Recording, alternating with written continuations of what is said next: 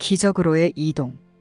46 하느님과 그의 피조물들 사이에, 혹은 하느님의 아이들과 그들의 창조물들 사이에 지각이 전혀 없을 때 창조의 삶은 영원히 계속될 것이다.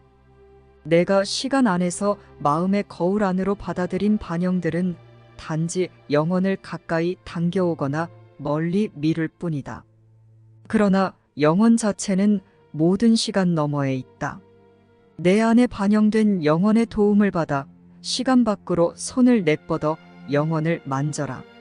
그러면 너는 거룩함의 반영이 모든 이에게 죄의식을 전부 치워버리라고 청하는 것과 마찬가지로 확실하게 시간으로부터 등을 돌려 거룩함을 바라볼 것이다. 이곳에서 천국의 평화를 반영하고 이 세상을 천국으로 가져가라. 진리의 반영은 모든 일을 진리로 끌어당긴다. 그리고 그들이 진리 안으로 들어갈 때 반영은 전부 뒤에 남는다. 47. 천국에서 실제는 반영되지 않고 공유된다. 이곳에서 하느님의 아들은 실제의 반영을 공유함으로써 실제의 진리를 유일한 지각으로 받아들이게 된다. 이런 식으로 그는 아버지를 점점 더 분명히 기억하게 되며 자신의 실제가 아닌 그 무엇에도 더 이상 만족할 수 없게 된다. 너는 땅에서 한계 없음에 대해 전혀 알지 못한다. 내가 살고 있는 듯한 세상은 곧 한계의 세상이기 때문이다. 이 세상에서 난이도가 없는 것이 일어날 수 있다는 것은 사실이 아니다. 따라서 기적은 독특한 기능을 가지고 있으며 다른 세상의 법칙을 이 세상에 가져다주는 독특한 교사가 불러일으킨다. 기적은 다름이 아닌 같음에 근거하기에 내가 행할 수 있는 것 중에 등급을 초월하는 유일한 것이다. 48. 기적들은 서로 경쟁하지 않으며 내가 행할 수 있는 기적의 개수에도 한계가 없다. 기적들은 동시에 수없이 일어날 수 있다. 일단 기적을 가능한 것으로 여기게 되면 이것을 이해하는 것은 어렵지 않다. 더 이해하기 어려운 것은 난이도가 없다는 것으로서 이것은 기적의 기원이 이곳이 아닌 다른 곳임을 보여준다. 세상의 관점에서 이것은 불가능하다. 너는 너의 생각들이 경쟁하지 않는 상태를 경험한 적이 있다. 너의 생각들은 비록 서로 갈등할지라도 한꺼번에 무수히 일어날 수 있다.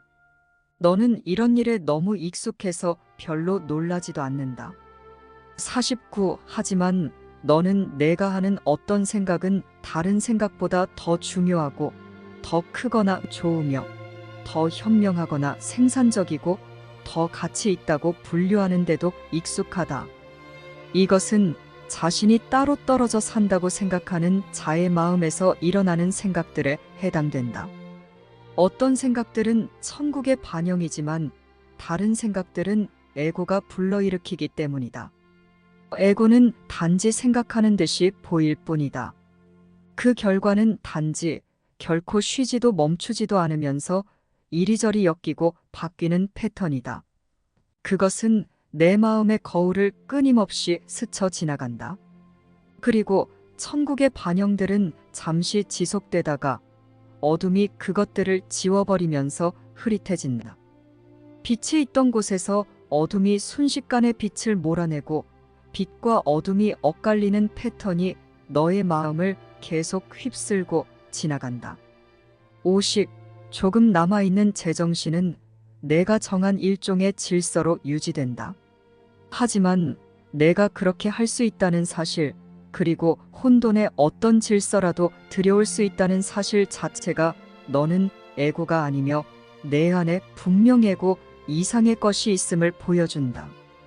에고는 실로 혼돈이며 만약 에고가 너의 모든 것이라면 질서라는 것 자체가 전혀 불가능할 것이기 때문이다.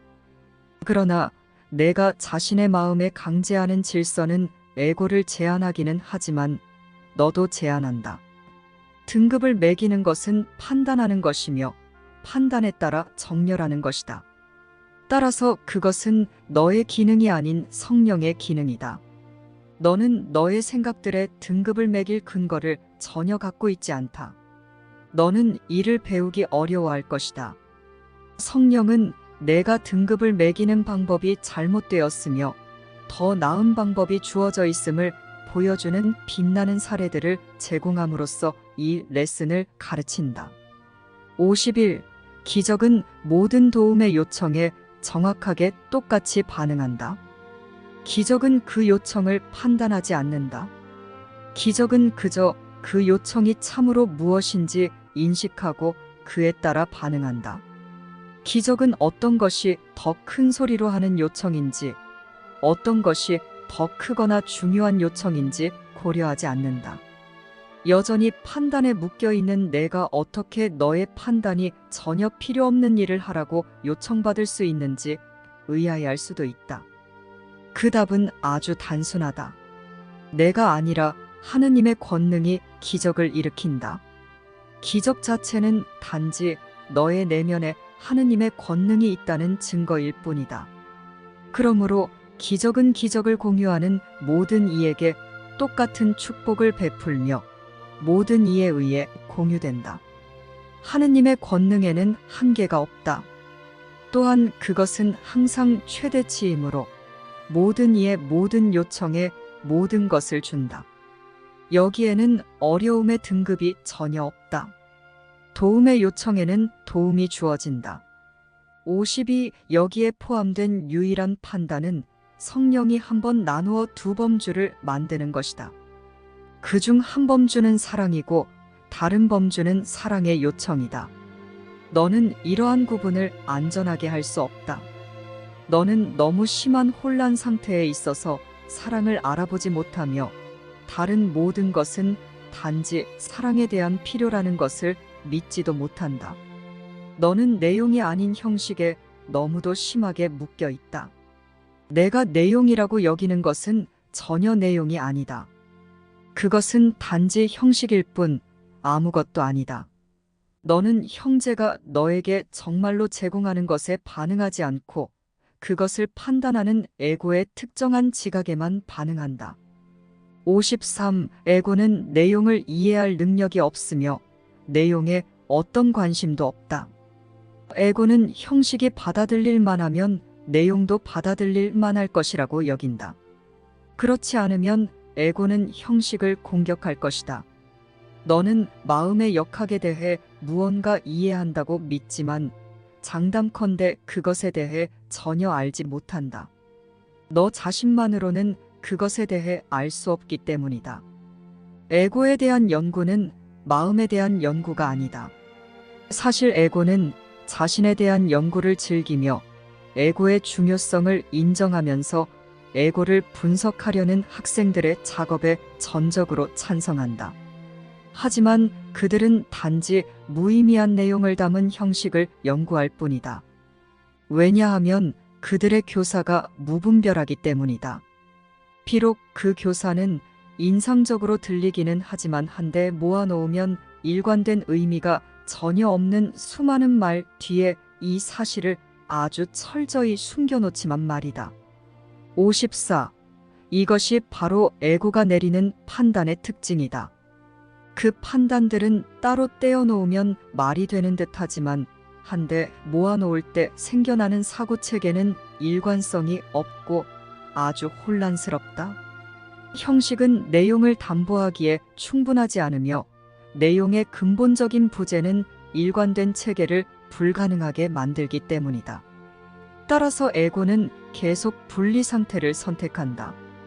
그 누구도 혼자서는 에고를 제대로 판단할 수 없다.